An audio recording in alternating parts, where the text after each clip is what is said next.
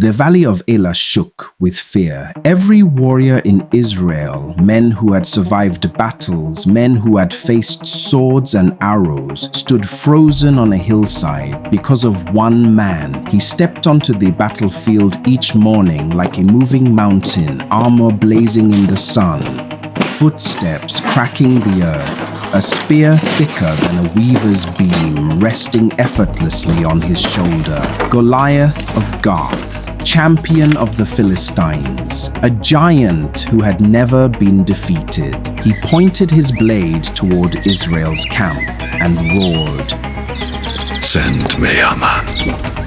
Let him fight me." But the camp stayed silent. Even King Saul, tall, strong, chosen, kept his eyes lowered. 40 days, 40 taunts, 40 unanswered challenges. Hope was fading, courage was dying, faith seemed buried under fear. Yet, while a giant terrorized a nation, God was shaping a warrior. Far from the battlefield, in Bethlehem's quiet hills, a young shepherd was fighting lions in secret, protecting sheep as if they were treasure, and learning that God's strength rises when human strength ends. No one knew his name yet, no one saw his destiny, no one imagined that a sling, a stone, and unshakable faith would rewrite history. But the giant was about to meet a very different kind of enemy. Not a soldier, not a king, but a teenager whose confidence came from heaven.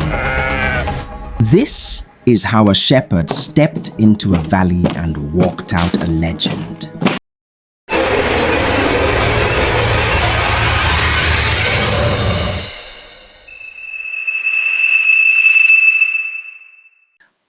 The morning fog clung to the hills like a warning, and inside a royal tent lined with fading banners, King Saul sat alone. His armor lay untouched beside him. His sword rested in its sheath, not from peace but from fear.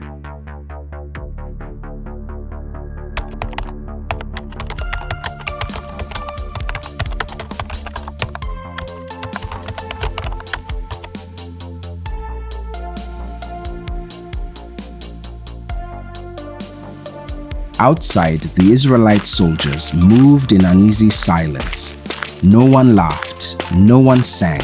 Even the clinking of armor seemed muted, as if the air itself was holding its breath. For Israel had a king, but not the courage of one. Saul's eyes were hollow. Sleep had abandoned him days ago. Every sunrise brought the same dread. A challenge he could not answer. A battle he could not fight. He heard the murmurs outside. Should the king not lead us? Why does he not answer the giant? If Saul will not fight, who will? Whispers Saul pretended not to hear. A young armor-bearer entered the tent, hesitant, eyes lowered. My king, the men are restless. Saul's jaw tightened. He whispered, I know I am weak and powerless. He will kill me if I go. He is far too strong. But knowing changed nothing. He paced the tent, hands trembling, mind clouded. He was once the tallest man in Israel, a warrior who inspired nations. Now he felt smaller than the fear pressing on his chest. The irony stung him. Israel had begged God for a king. And yet their king, the one chosen for battle, could not face the battle before him. A horn sounded outside. Not a horn of war, but a horn of dread. The soldiers flinched. Saul closed his eyes.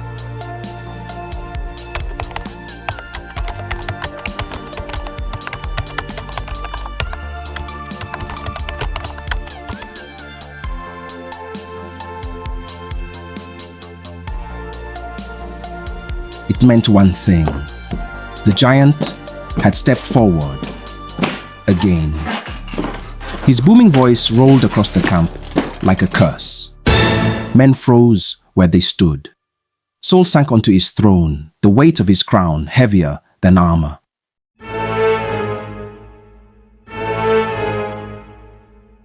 He whispered a prayer, not of courage, but of desperation. Lord, please help me. Send someone, a helper, anyone.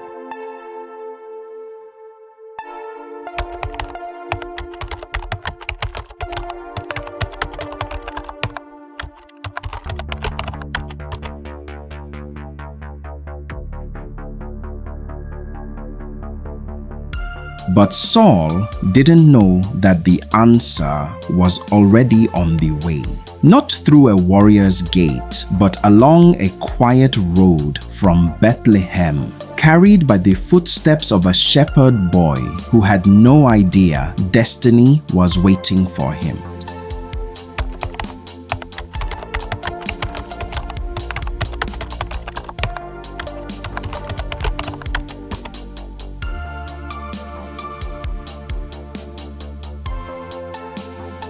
While fear gripped the armies of Israel far from the valley's tension and trembling, the hills of Bethlehem woke to a different world, a world of soft winds, grazing sheep, and a teenager with a sling at his side and a song in his soul. This was David, the youngest son of Jesse, the brother who was often forgotten, the boy whose hands smelled of wool, whose clothes carried the dust of the fields, whose heart carried the fire of God. As the first rays of sunlight warmed the hillside, David stood on a rocky outcrop, his harp resting against his chest. He closed his eyes and let his fingers dance across the strings. Music flowed over the sheep like a gentle breeze. Even the wind seemed to pause, listening. David sang, "The Lord is my shepherd, I shall not want."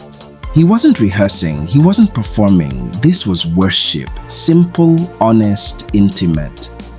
But Bethlehem's hills were no quiet playground. They were a training ground. A ram bleated suddenly, a sharp, panicked cry. David opened his eyes. A lion emerged from the tall grass, muscles rippling, eyes fixed on a trembling lamb. Any ordinary shepherd would run. Any ordinary boy would scream for help. But David was not ordinary. He stepped forward, staff in one hand, sling in the other. Fear flickered for a moment, then vanished. His voice steadied.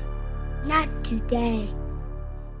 The lion lunged. David's sling spun through the air, fast, precise, practiced. The stone struck. The lion stumbled. David rushed forward, seizing it by the mane, striking it down with a strength that did not come from muscle, but from faith. Moments later, the lamb was safe in his arms.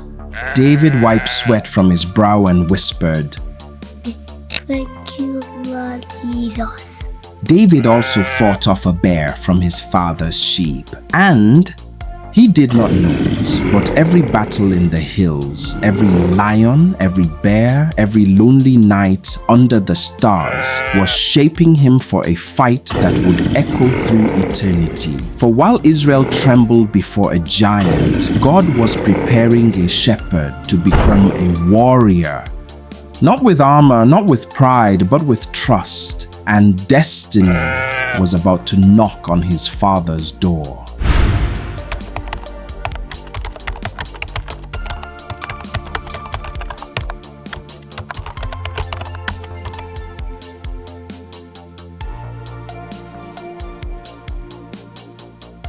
Back in Bethlehem, Jesse moved about his home with worry creasing his brow. 3 of his sons, Eliab, Abinadab, and Shammah, were fighting with Saul's army, and news from the battlefield grew heavier with each passing day. One morning, while David was still tending his sheep, Jesse called out, David, come quickly. David hurried down the hill, the flock still stirring behind him. When he entered the house, Jesse had already prepared a bundle, loaves of bread, roasted grain, and cheese. Jesse said to his son David, Take these to your brothers, and bring back word of how they are. Make sure you do not leave until you see them.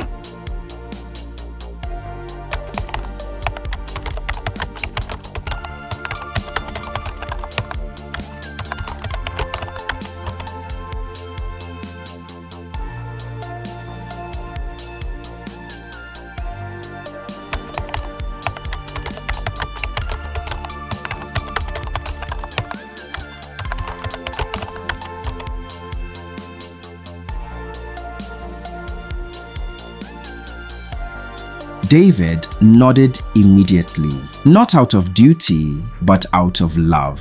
He left his sheep in the care of another shepherd, slung the food across his back, and began walking the long dirt road toward the battlefield. The journey was peaceful at first, birds singing, the wind warm on his face, villagers greeting him as he passed. But as the hills grew sharper and the land began to echo with distant war horns, the air changed.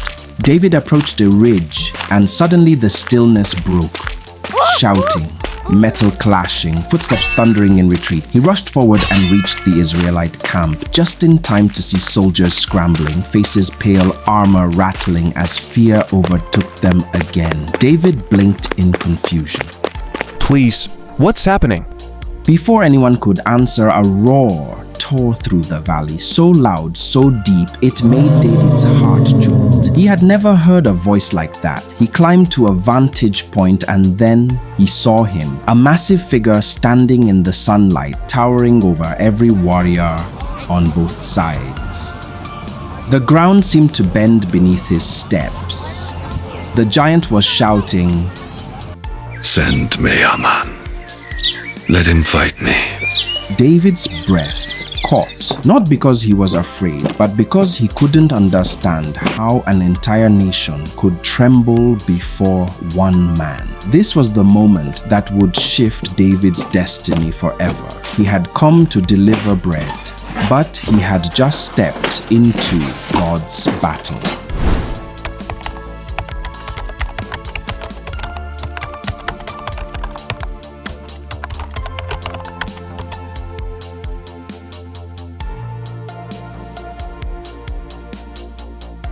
For the first time in 40 days, someone wasn't trembling, someone wasn't hiding, someone was angry, not at the giant outside, but at the fear that had taken root inside God's people. After Goliath's challenge faded into the valley, a thick silence settled over Israel's camp. Soldiers stared at the ground, ashamed and afraid. But David stood upright, eyes sharp, breath steady, as if he had heard a different message than the rest of the army. He turned to the nearest soldier and asked, What will be done for the man who defeats this Philistine and removes this disgrace from Israel? The soldier blinked at him, startled. The king will grant wealth, his daughter in marriage, and freedom for his family. David nodded slowly, not impressed by the reward, but angered by the dishonor. This giant is mocking the living God. Why is no one stepping forward? The soldier took a shaky breath and answered him. Because none of us can defeat him. He is far too tall and too huge to conquer. David frowned. How can you say that when God fights for us? Do you not trust the Lord your God? His voice carried farther than he realized. More soldiers turned, drawn to the confidence of this shepherd boy who spoke as if the giant was already defeated. But not everyone appreciated his boldness.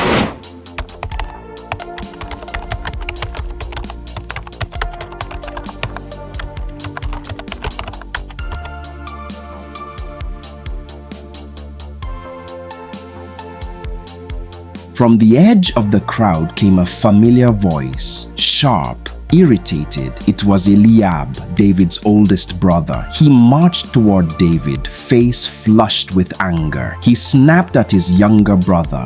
What are you doing here? Why did you leave those few sheep in the wilderness? I know your pride. You only came to watch the battle. David stepped back, startled. He hadn't expected hostility from his own brother. He replied softly, I was only asking a question. Why are you angry? Please do not be angry with me. But Eliab didn't answer. His pride was wounded, not by David's presence, but by David's courage. Sometimes fear resents bravery because it exposes what is missing inside. David turned away, unwilling to argue. Instead, he asked another group of soldiers the same question. And again, they repeated Saul's promise. And again, David spoke boldly of God's strength. Whispers rippled across the camp. Who is this boy? Why does he speak with such confidence?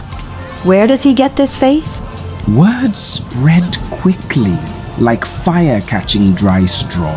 And soon, very soon, David's words reached the ears of the king himself.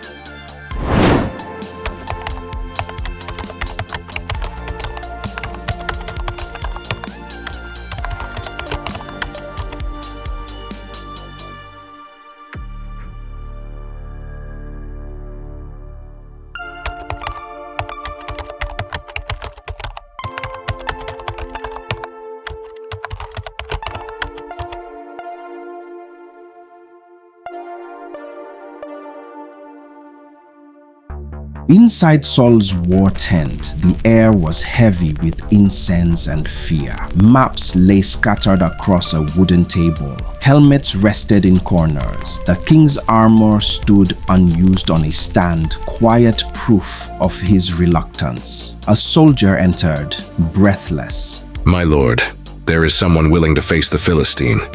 Saul's head snapped up. He straightened, hope flickering in his tired eyes. He commanded at once, "Bring him in now." The soldiers parted, and David stepped inside. A shepherd's bag over his shoulder, a sling tied at his waist, dusty feet, youthful face. Saul stared, stunned. He whispered, "This is the one?" David bowed respectfully. "My king, let no man's heart fail because of the Philistine. I will fight him." Saul blinked, unable to mask his disbelief. He said softly, "You? You are only a boy. Goliath has been a warrior since his youth." But David didn't shrink back. He stepped forward, courage radiating from him like light.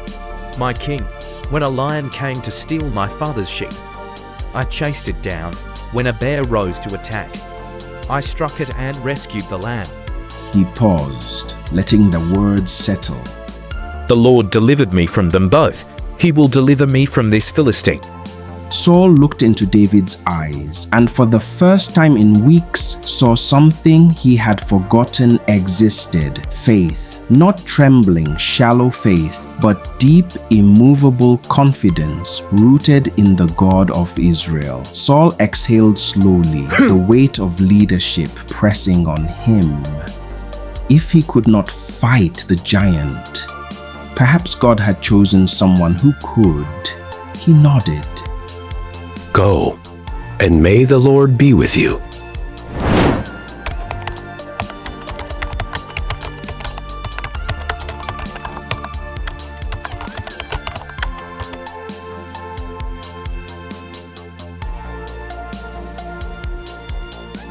Then Saul did something unexpected. He ordered his own royal armor to be placed upon David, a symbolic gesture as if transferring authority to the shepherd boy standing before him. Helmets were strapped, breastplates tightened, swords buckled. But when David tried to move, his steps were clumsy, unsteady. He shook his head.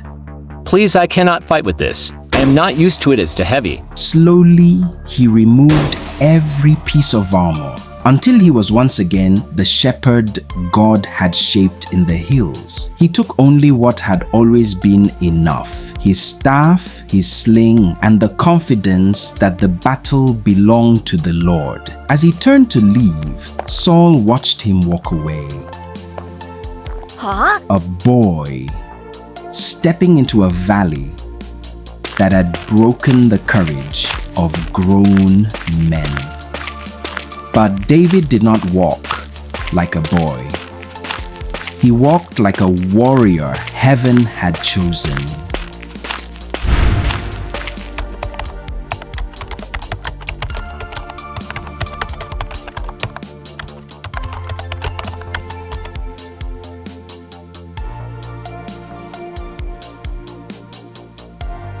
He walked past rows of soldiers, their eyes following him, a shepherd boy armed with nothing but faith and a sling. Some stared with pity, some with disbelief, but a few saw something they had forgotten.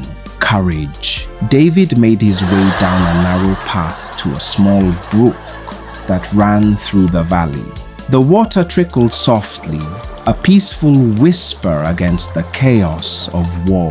He knelt beside it, placed his hand into the cold water, and began searching. Not for weapons of war, not for iron or steel, but for stones, smooth, balanced, perfect in weight. He held each one to the light, testing it with the skill of someone who had practiced in the quiet hills until precision became instinct. 1 stone, 2, 3, 4, 5. Not because he doubted God, but because he knew battles sometimes take more than one strike. He placed the stones carefully into the leather pouch at his side. Then he stood, staff in one hand, sling in the other. Across the valley, Goliath's laughter rumbled like thunder, mocking, arrogant, cruel. David walked anyway, step by step, his sandals pressed into the dust of the valley floor. The Philistines jeered, the Israelites held their breath, but David's gaze never wavered. He walked like a man who knew someone walked beside him. As he neared the center of the valley, the sun framed him in a halo of gold, a shepherd stepping into a battlefield where kings had failed.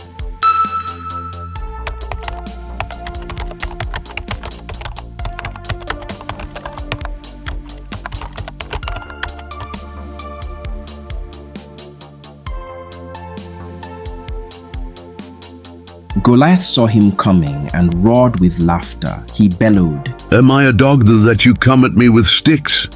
But David kept moving forward. No armor, no sword, no fear, just a sling, 5 stones, and a heart aligned with heaven. Every footstep echoed prophecy. Every breath carried destiny. Every moment brought him closer to the fight that would echo through generations.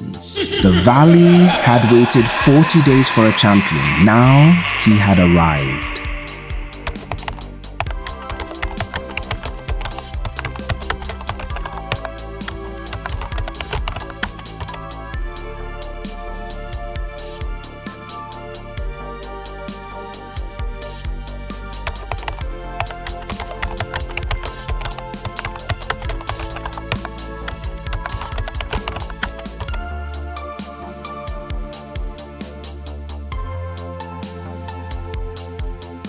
Come here and I'll feed your flesh to the birds of the air and the beasts of the field." Goliath roared. Philistines erupted in cruel laughter, but David did not flinch. He raised his voice, steady, fearless, carrying across the valley with a boldness that did not belong to a boy. "You come against me with sword, spear, and javelin, but I come against you in the name of the Lord of hosts, the God of the armies of Israel, whom you have defied." Whispers passed through the Israelite ranks. Some felt their hearts rise. Others felt shame for doubting the child who spoke like a king. David continued, "Today, the Lord will deliver you into my hand. All the earth will know that there is a God in Israel. For the battle is the Lord's, and he will give you into our hand." Goliath snarled, furious. He lowered his massive spear, leaned forward, and began to charge. The earth shook, stones bounced, dust exploded upward. The giant's roar shook the hearts of grown men, but David did not run backward. He ran forward, every step propelled by faith, every breath aligned with heaven. His hand moved quickly, reaching into his pouch. He pulled out a single stone, smooth, balanced, chosen with purpose. With practiced motion, he placed it into his sling and began to spin. Once, twice, faster, faster. The rotation hummed through the air, a sacred rhythm forged in lonely hills while protecting sheep from predators. Goliath raised his shield, but David was quicker. He released. The stone flew like lightning, cutting through wind, cutting through doubt, cutting through history. It struck the giant's forehead with a sound like a crack of thunder. Goliath staggered, eyes wide, disbelief consuming him. The giant reached for balance, but there was none. He toppled forward, thousands of pounds of armor and muscle falling like a collapsing mountain. The valley shook as he hit the ground. Silence swept the battlefield. David stood still, breathing softly, as if waiting for confirmation that the miracle was complete. Then he walked toward the fallen giant, lifted Goliath's own massive sword, and raised it high. Israel watched in awe as David used the giant's weapon to finish what God had begun. The boy who brought bread had become the warrior who broke a nation's fear. The Philistines fled in terror. Israel erupted with shouts that shook the sky. But David simply lowered the sword, looked toward heaven, and whispered, "The battle belongs to you, thank you, Jesus." The valley that once echoed with fear now echoed with victory.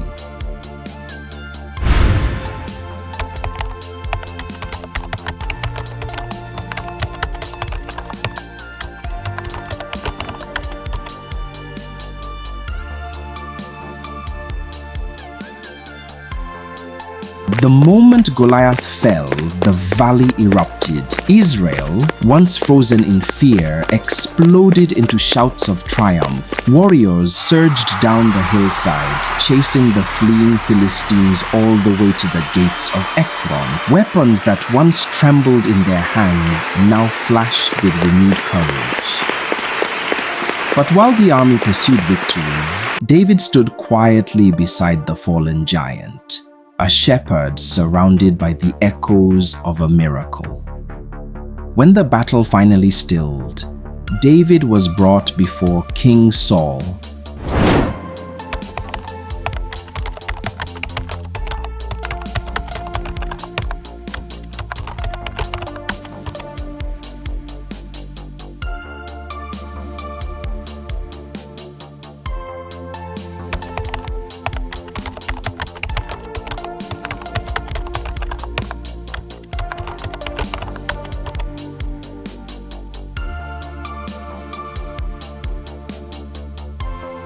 Saul whispered, half in awe, half in disbelief, "Whose son are you?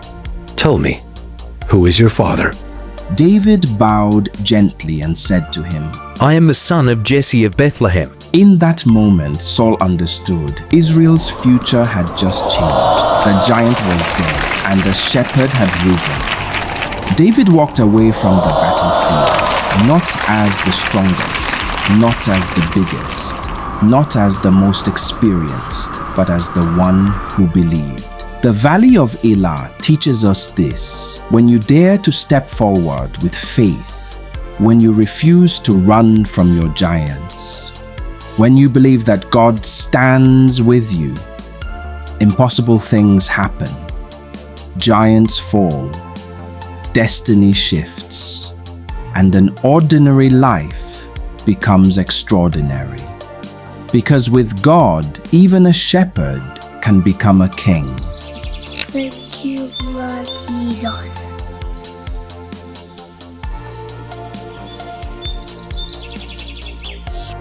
Thank you for watching this Bible story. If you enjoyed our video, please subscribe and turn on the notification icon so you do not miss the next one. It helps support us to make more videos like this. Also, do not forget to like our videos and share your thoughts with others in the comment section.